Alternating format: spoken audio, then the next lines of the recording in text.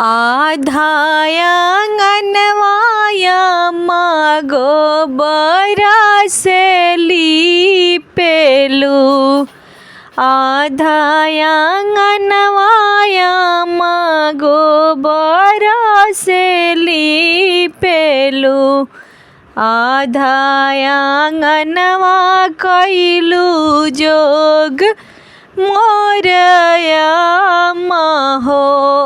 आधाया अंगनवा कइलू जोग मोरा महो। जोगवा त कइलू माया पना दामाद लागी। जोगवा त कइलू माया पना दामाद लागी। नैहर छोड़वालू हमार मोरया महो। नैहर छोड़वालू हमार मोरया महो।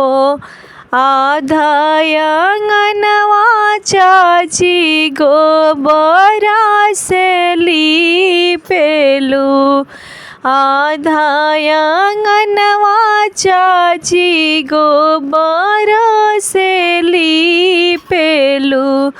आधाया अंगनवा कइलू जोग मोरो चाची हो। आधाया अंगनवा कइलू जोग मोरा चाची हो। जोगवा त कइलू चाची अपना दामाद लागी। जोगवा त कइलू चाची अपना दामाद लागी। नैहर छोड़वालू हमार मोरा चाची हो। नैहर छोड़वालू हमार।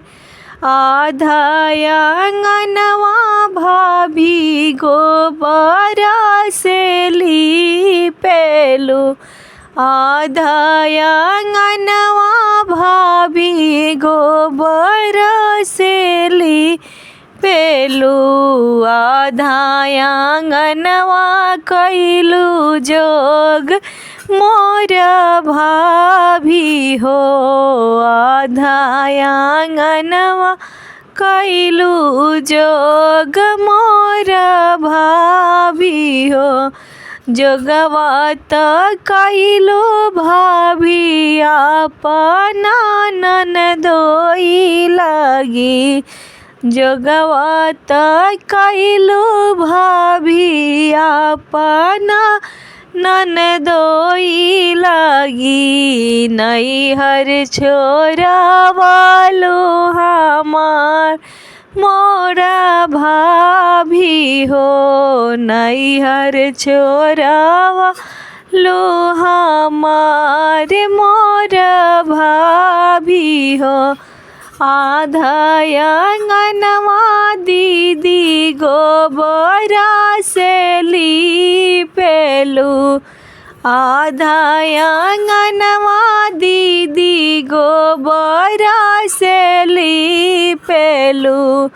आधाया अंगनवा कइलू जोग मोरा दीदी हो। आधाया अंगनवा कइलू जोग।